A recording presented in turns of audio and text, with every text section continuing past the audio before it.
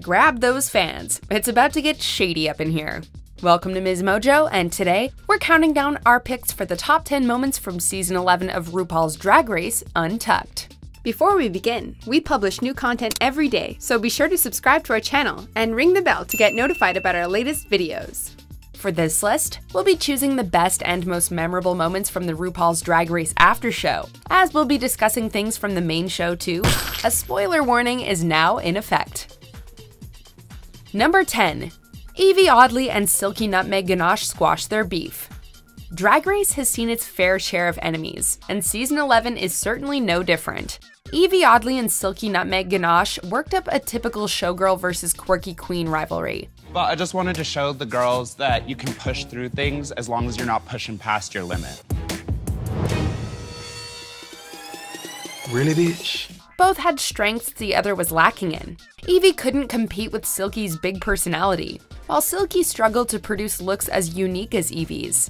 The pair butted heads almost every other episode, until finally, following their contrasting Snatch Game performances, Evie extended the olive branch. But proved me wrong, and I feel like in the Snatch Game, girl, you slayed it. Evie is giving some half-ass apology, and I'm not buying it. To her dismay, Silky was having none of it. By the 12th episode, though, Silky's narrow escape from elimination brought her defenses down, and she finally accepted Evie's apology after admitting she'd been unwilling to show vulnerability. And I want to say, Evie, I want to apologize to you. I appreciate your words. I wasn't trying to hear it then, but your words are true, and they do stand. Number 9. The Queen's gush over Nina West. Looks like this really is RuPaul's best friends race after all. During her time on Drag Race, Nina West quickly became the heart and soul of the season. It's I love that you bring back just the classic Like drag, good old and that's drag. what we all grew up with. After getting off to a rough start in the first episode's main challenge, Nina bounced back with a hilarious turn in the second, and continued her upward streak from there. We're dudes! Better late than pregnant, I always say. Her Dragacadabra performance was Nina at the peak of her powers. And rather than get bitter about her success, her fellow contestants showered her with praise in Untucked. Congratulations, Nina. Yeah, for real, girl. Those are some of the highest critiques I ever heard. This was you, this is what you do at home. So to be able to make something from scratch, that was you, I think that's what was made it so amazing. That's because Nina is not only super talented, but also super kind too, which was reflected in everyone's admiration of her. Untucked is infamous for its spats, so it was refreshing to watch 11 instead. It's just so nice to see you have a week that is just yes, everything. You 100% deserve this moment, and I'm so happy for you. You're welcome. I love you. Thanks so much. Number 8. A curious C. Davenport's call from her family. By this point, Drag Race contestants know that when that TV gets wheeled into the Untucked lounge, the tears are about to start flowing. Oh shit, a video. Due to the stress of the competition and being cut off from their loved ones for weeks, a call from home can trigger a big emotional response, but none so big as Akira's. As soon as the faces of her mother and grandmother flashed up on screen, Akira has a complete breakdown. Wailing, crying, hopping around, and eventually collapsing to the floor while hyperventilating. Though it was massively over the top, it was heartwarming to see how much her family meant to her. Plus, the two ladies were really adorable. I love you and I miss you. I've been worried to death about you. Okay? Kisses! We love you! Bye-bye! Number 7. Nina West's college trauma. The mother hen of season 11 broke our hearts when she told the other girls about the horrific bullying she experienced in the late 90s at college. And then my sophomore year, I ran for student government, and this underground hate group Underground hate group? On campus took it upon themselves to start bullying me. Broke into my dorm room. What? Carved fag in my door. The trouble started when she ran for student office as an openly gay candidate, a courageous move that sadly made her the target of homophobic abuse. Nina recounted how she had slurs written across her door, and even received threats of violence. She was particularly fearful at the time because it was happening in the shadow of the murder of gay college student Matthew Shepard. But it was also in the time period of like Matthew Shepard. I don't know if you guys remember. Matthew was picked up at a bar and left for dead in the middle of a cornfield on a fence post because he was gay. Thankfully, with the support of her family, Nina made it through that difficult time, and her resolve to become an activist for her community was only made stronger. And I know there's so many kids who watch this show who don't necessarily understand how terrible the world can be and how important it is to make this world so much better by fighting for each other and standing up for what you believe is right. Number 6, Raja O'Hara calls out Scarlet Envy for saying she should go home. It's the moment every Drag Race queen dreads. The moment when RuPaul asks, "Who should go home tonight? And why?" While the contestants squirm, the viewers at home grab the popcorn and watch the drama unfold. "Scarlet, who should go home tonight?" I can't say any of them, but I'm not gonna say me. Season 11's 6th episode didn't disappoint on that front. No, because I am taking it personally, because you threw me under the bus. Following the Drag Olympics Maxi Challenge, Scarlet Envy was singled out by every member of the losing team. She said she didn't want to say herself, so she said me. But I personally see, well, Scarlet was like all over the place. When it came to Scarlet's turn to answer Ru's question, she initially refused, but eventually settled on Raja O'Hara. Scarlet's reluctance to choose her didn't soften the blow for Raja, who then came for her in Untucked. She even stated that Scarlet should have picked herself. So it's kind of like, no, bitch, you are the bottom.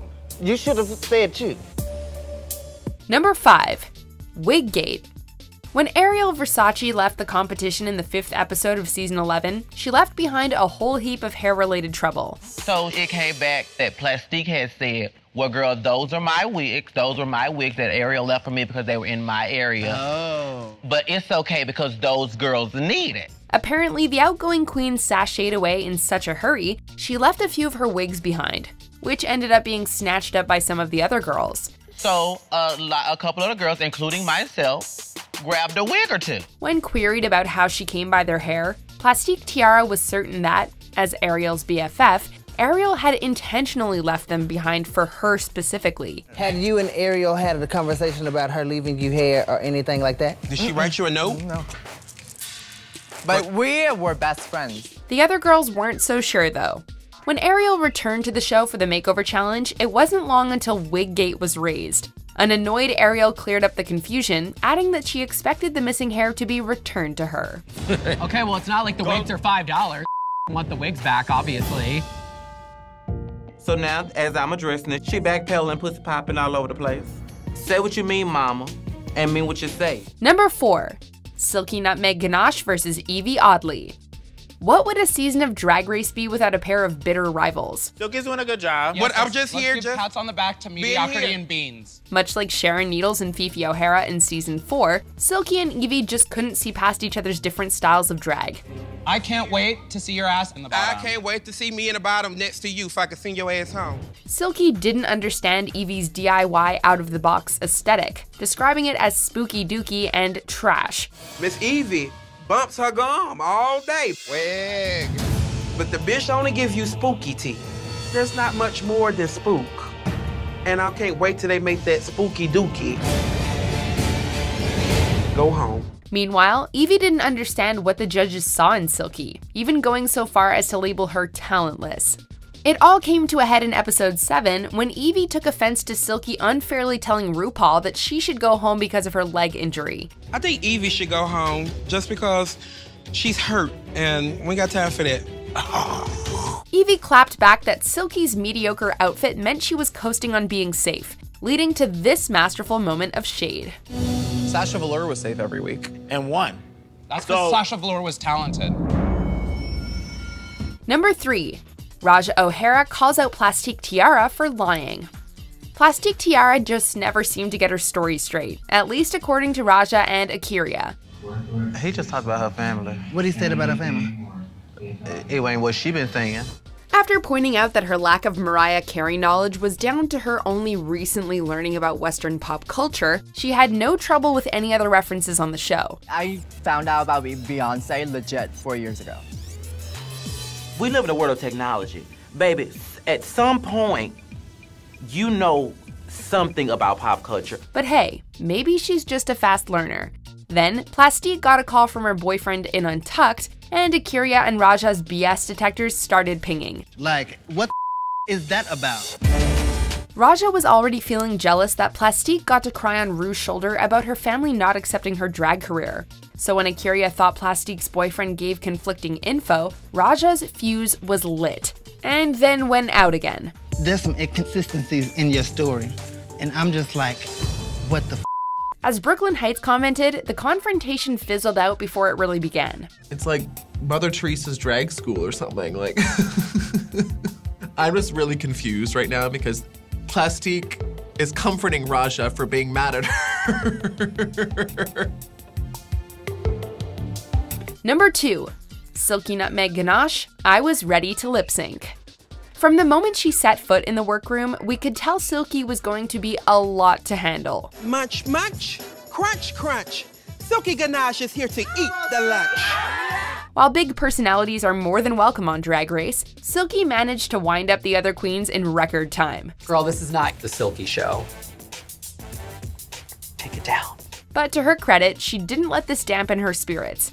In the 3rd episode of Untucked in season 11, Silky, or Dr. Nutmeg Ganache as Ru prefers, took personal offense at being deemed just safe after the main challenge. What you not gonna do is put words in this mouth, honey.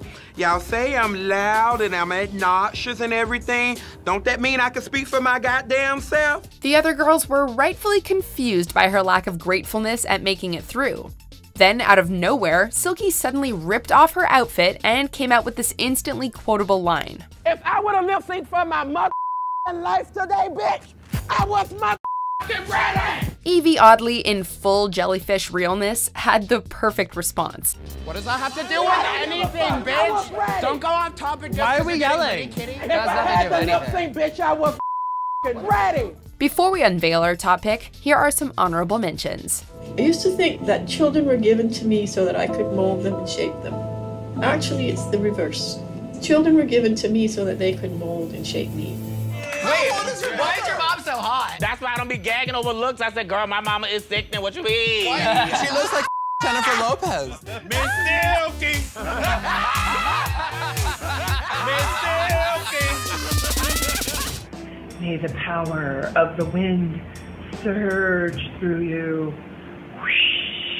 Oh my God, you're so rude. Girl, I know we turned the party and Ru's gonna have a tough ass decision to make. Number 1, Evie Oddly versus Vanessa Vanjie Mateo. What you rolling your eyes for? It was the smackdown nobody saw coming. Evie Oddly's brutally honest reads of the other queens were refreshing to begin with, but as tensions mounted, it wasn't long before her attitude started to wear thin on Vanessa Vanjie Mateo during the season's 7th episode. And I said, I'm just gonna say Evie just because she called me out, but I know it was true. Evie confronted Vanjie, accusing her of choosing her to be sent home because of petty reasons. It wasn't long before their exchange heated up, taking Vanjie from 0 to 100 so fast, we all got whiplash just watching it. Girl. Bitch, I'm not hiding, ho! You can yell at this ass when I'm in the top, bitch. I'm done with this shit. Bye. I was trying to be cordial with you. Though Evie tried to defend herself, Vanjie was, as she always is, a force of nature, with the spat only ended by Evie removing herself from the warpath. Once again, Brooklyn's reaction to the drama was priceless. Be consistent, bitch! I am no, you're not. I am being consistent. No, you're not, bitch. I am. 1 minute. I'm being consistent, bitch. Because no, I was proud of you, but I still thought your silhouettes were weak as tits. Do you agree with our picks? Check out this other recent clip from MsMojo and be sure to subscribe and ring the bell to be notified about our latest videos.